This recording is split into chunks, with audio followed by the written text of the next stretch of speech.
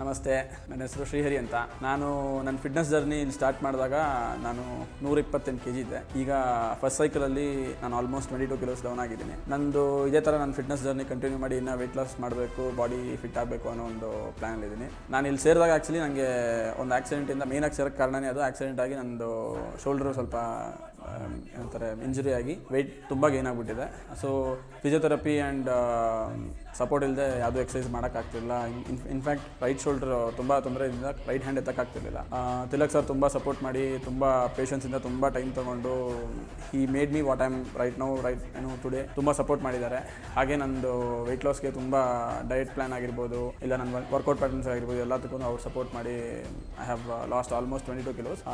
So people ಯಾರು ನೀವು weight loss ಮಾಡಬೇಕು, ಫಿಟ್ ಆಗಬೇಕು ಅಂತ ಪ್ಲ್ಯಾನ್ ಮಾಡ್ತೀರಾ, this is the right place, he is the right coach. ಬನ್ನಿ, ಜಾಯ್ನ್ ಆಗಿ ಈ ವಿಡಿಯೋನ ಶೇರ್ ಮಾಡಿ, ಲೈಕ್ ಮಾಡಿ, ಸಬ್ಸ್ಕ್ರೈಬ್ ಮಾಡಿ, ಸಪೋರ್ಟ್ ಮಾಡಿ. Thank you.